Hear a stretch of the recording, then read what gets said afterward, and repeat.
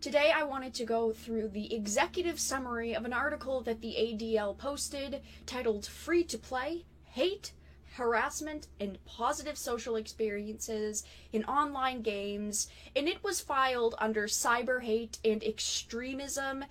And I wanted to talk about this specific article because it is very contradicting to itself. A lot of these statements that it makes do not make a whole lot of sense, and the percentages don't particularly add up. Now, hate and hate speech and harassment are things that we have heard about a lot recently in online gaming, with companies especially trying to fight against it with adding new, harsher guidelines in their games and in just their rules and regulations for players, and really trying to tell players what they can and cannot say online.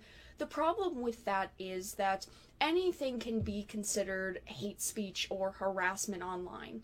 And that is really what I wanted to talk about, because a lot of the percentages that they talk about in this article and from the studies that they've done make it sound like majority of people hate online gaming experiences. They're all awful. They are all negative. And the problem with this is that is not true. Yes, before I start it, I do want to say that, yes, people can experience online hate and harassment. That can happen in real life too. It is not something that does not exist, because it does exist. But from how much it sounds like people are getting harassed online with just this article in specific, and the people that were kind of the test studies, you could say, and the people that were giving their experiences considered whatever they wanted to be harassment and hate, because the percentages are just so high. So starting off, it says executive summary. This report explores the social interactions and experiences of video game players across America and details their attitudes and behaviors in a rapidly growing social space. Globally, video games are a $152 billion industry, 53% of the total population of the United States, and 64% of the online population of the United States plays video games. That percentage has gone up over the years. It used to be much smaller, but it is good to see that people are so interested in games, even though people and websites still try to push the narrative that video games are bad and no one should play them. Why would people play them if they did not enjoy them? Continuing on, video games have functioned as social platforms over the past 3 decades, with players around the world interacting with one another while playing games online. As with other social platforms, these interactions can both be personally enriching as well as harmful. And I do want to say that is 100% true.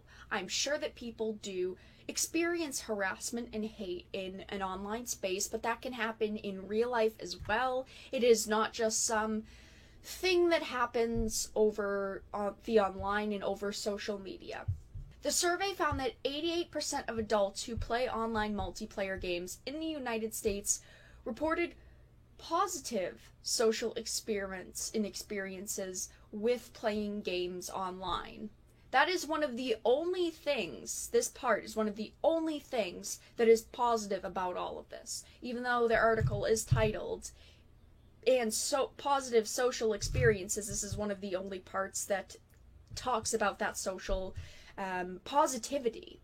The games in which players most reported positive social experiences were World of Warcraft. That's kind of surprising, because, when you hear a lot about World of Warcraft, you hear people saying they have negative experiences with other players. It's kind of a joke at this point, but Minecraft, 55%, NBA 2K, 51%. I'm not exactly sure why they would pick NBA 2K as a game.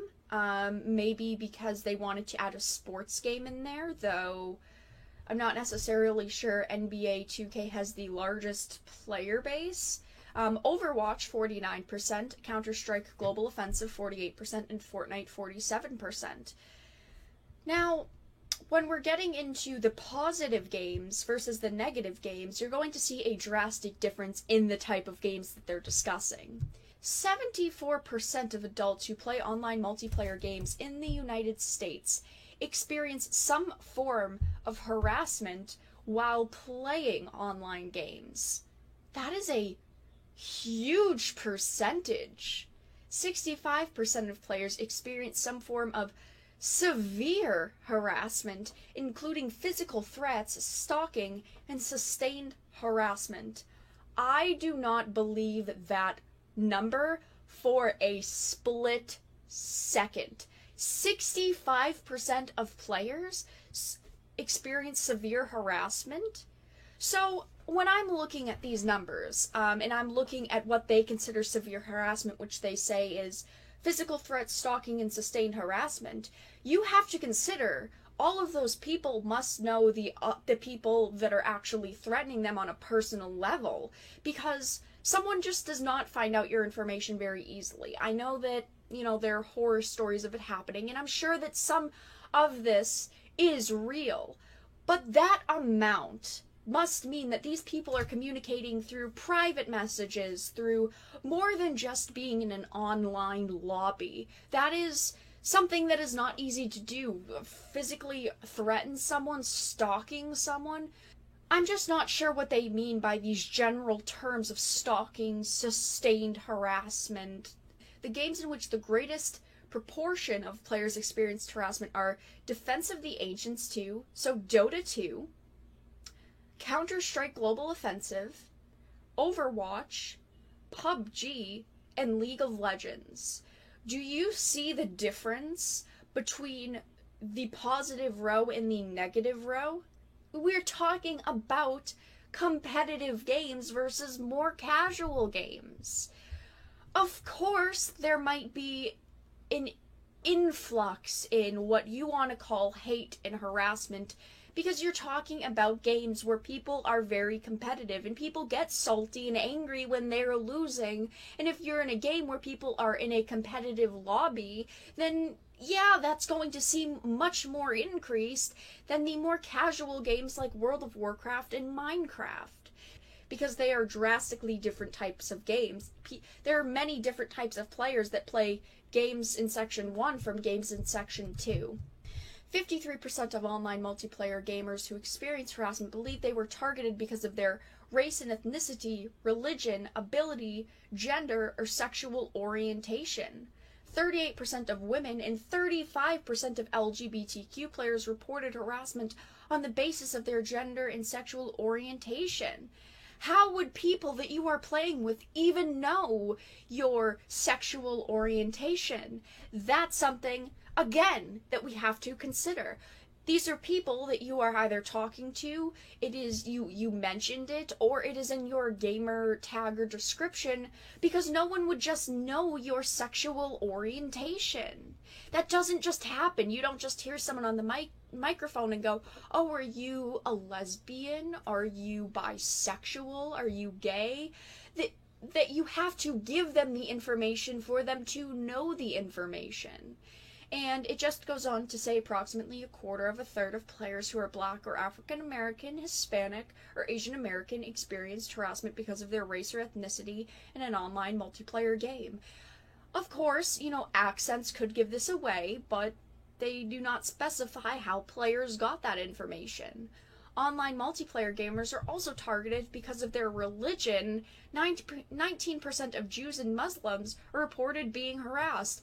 How would people know your religion unless you mentioned it or it is in your description?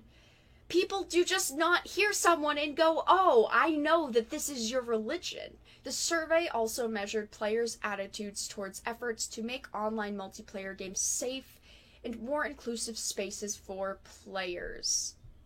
A majority of online multiplayer gamers, 62%, agree that companies should do more to make online multiplayer games safer and more inclusive for players, and over half, 55%, agree that these games should have technology that allows for content moderation of in-game voice chat.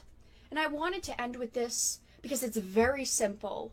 Use the block button or the mute button. I feel like people do not use these things enough. There are already things and features in games like the block button. If someone is harassing you, if you are having a negative experience with someone, you block them. You never have to hear from them again on that platform. Unless, of course, they make another account, which does happen, but most people won't go out of their way for that. If someone in a game lobby is making you uncomfortable, you either leave the game lobby and find another, or you simply mute them and then you do not have to hear about them. I hate hearing that the majority of people in games have awful and negative experiences, because that is not the case. If people were having such negative experiences, people would not play video games. People would not play online multiplayer games, and that is just sad to hear that we see studies like this coming out, which they do not say how many people they interviewed for this, and how many people they really talked to for this, and the different types of people they talked to for it. And they come to these radical conclusions that gaming is awful, people in games are awful. That is not the case. I wanted to just talk about this because I felt as though, you all should see yet another example of people throwing around the words hate and harassment. I hope that you guys enjoyed this video. It was a little bit of a rant, but I do hope that you enjoyed. If you did, make sure to give it a like. And of course, if you did not, or you think my opinions are completely wrong, make sure to give it a dislike. I appreciate your support either way. But I do hope that you enjoyed this video, and I will talk to you guys again in the next one really soon.